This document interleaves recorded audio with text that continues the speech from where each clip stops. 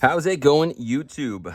On today's video, I'm going to show you how to fix a sticky button on an iPhone 13. This process will be be incredibly similar across the board. So if you have a Mini, Pro, or Pro Max, this will more or less be the same. So I'm not going to replace the Flex because if you press hard enough, I don't know, I might. So one of a couple of things is going to happen, and I'll mention this now, right about here. But I'm going to start with just cleaning out because at least on here, it doesn't have the click that these buttons do. So my hope is that there's just like dirt or customer says he thinks he spilled beer in it. But I'm going to walk you through basically step-by-step what you got to do. And most importantly, I'm going to walk you through how to not break your screen. Because this is one of those, if your screen's not broken, you don't want to break it.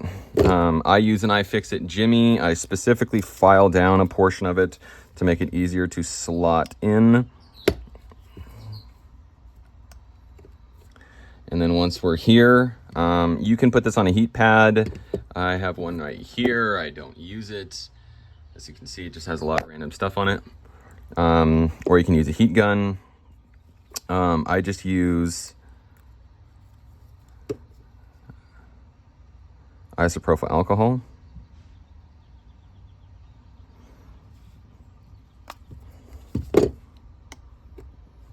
Before I just go for the open, I try to loosen up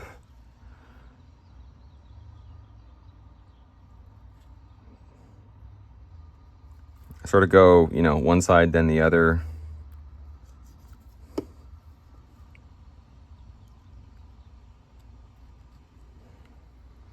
Just like that.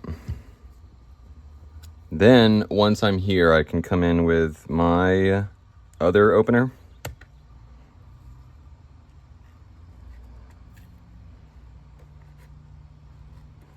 Two corners isn't always easy. I'm sorry. Getting past these first two corners is the most difficult part. Once you do that, you don't want to open up the screen more than about this, as our OLED, our display assembly flex is right there. So about this much, no further. Once you're here, we're just going to, just push. I sort of just pulled it that way, and it comes out pretty easily. Just so you know what you're working with, or you're just trying to get past these brackets right there. This is at least a battery out for the time being, and then if I end up having to actually replace this flex, I'm going to have to do a board out. Thank you, Apple. With this bracket, you just lift up at a 90-degree angle. You have to clear this little hook over here. Before you disconnect anything, you want to disconnect your battery first. Usually I use my fingernail, but once that's up, I don't know if you can sort of see that, but you have a little shelf right in front of the connector. This one is a lot easier to remove. And then we take our screen, set it aside. Now, my general approach for battery replacements is you always want to remove as much that's in the way. So just like with my screen, we're going to use some isopropyl alcohol. So that's the trick I've been using for quite some time now. So the first step is removing the speaker. It just makes it so that when you're pulling these out, you're less likely to tear. Anyone that has had to deal with torn battery strips, comment below. But yeah, they're not fun. And if one or most of your, so I'm going to mention this ahead of time. The strips up here are almost an afterthought. This one is small. It's only about that big. This is the largest. So generally, if you can get this one out, the rest of them are not that big of a deal, but we put some alcohol I like to sort of wiggle back and forth.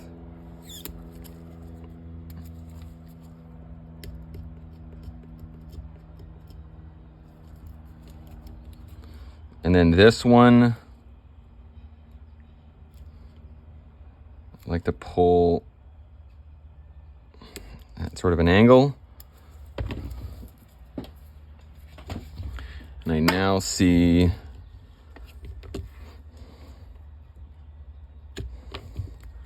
that that's loose. Both of them are out. I'll apply a few drops, and then I tilt this up just to let some of the alcohol sort of soak in. And then from here, you sort of just lift up, and then I'll rock back and forth.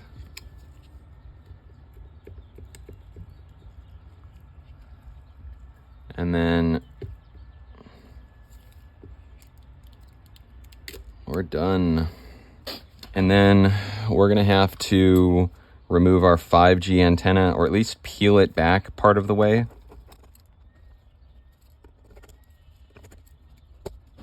This bracket comes out. So now we're here. I guess that just came out pretty easily. I guess just we're gonna, no. There is a little bit of adhesive that's holding this flex to that bracket. Now, I'm gonna mention this ahead of time. It's pretty easy to tear this cable, so be as careful as you can. Something else that you can do is just apply some alcohol.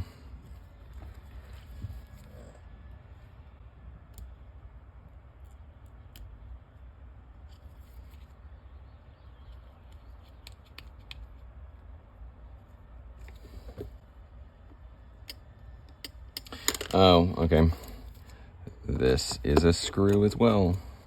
Now, so this is just part of my diagnostics. This little dude right here is the actual clicking mechanism. And it works,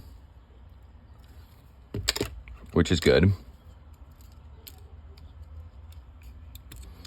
But I'm still gonna go in and, sorry, this is a bit jumbled here, but let me tilt this up. There's this little hanger. It's completely useless. I don't bother to reinstall it. And then I'll press in, because you want this button to be moved as far forward as possible. And sorry if that happened kind of quick, but essentially you're taking, where is it? Right here, and you're just going to lift this bracket up counterclockwise, and then it pulls right out. And then we're going to nudge this button out. And then from here, it's literally just a matter of cleaning this out with like, probably gonna use isopropyl alcohol or methanol, just with a Q-tip.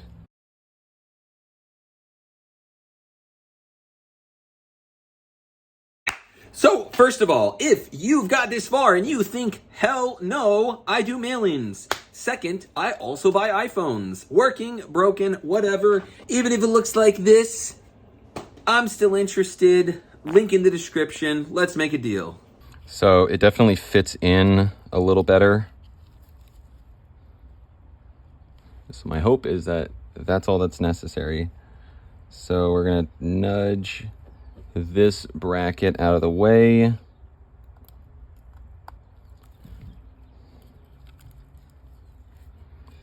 Sorry, I'm trying to get this on camera. Okay, so we're right here. And then we take this. Once again, you want to be pushing in. I don't know if you can hear it snap, but I did. Like I said, I don't bother with this.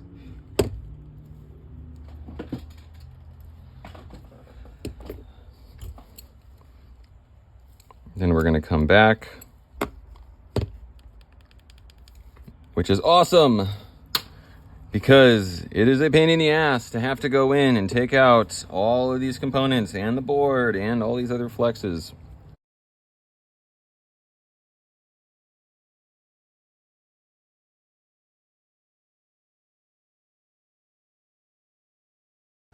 Now, before, I'm going to mention this ahead of time, one of the things that I like doing is it's really important that this connector has proper reach. So what I do is I connect my battery, because I know that wherever I place it at this point, this connector will be able to connect to the board. And then we put in our battery.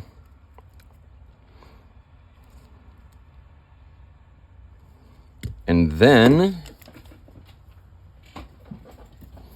we disconnect our battery because we need to go and connect our screen.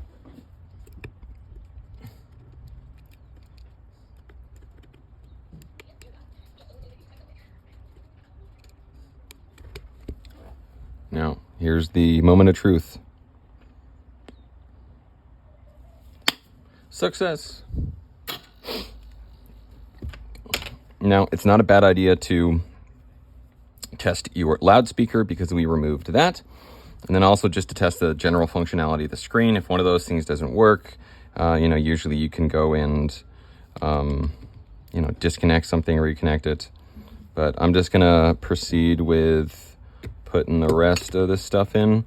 Now, for those that are about to just tune out because you don't think you need me any further, I'm going to mention this really quick. It's not a bad idea to, let me rephrase that. It's a good idea before you go and snap your screen into place. Loose screws have a habit of getting caught anywhere that there's a magnet, which would be on the ear speaker or the loudspeaker, the Taptic engine, or someplace that's sticky. On more than one occasion in the past 9 years, I have accidentally damaged a screen because there was a screw that was sitting along the perimeter. So make sure that your perimeter gasket doesn't have any screws or anywhere else. So yeah.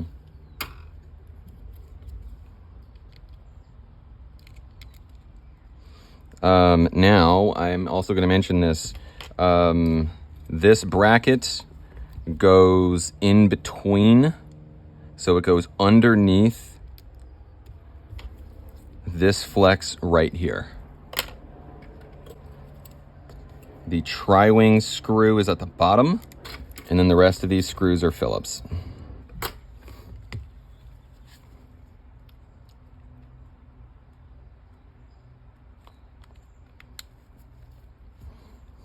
It's kind of hard to tell maybe not a little bit, but you want to make sure that your screen sits flush. Crunch, crunch.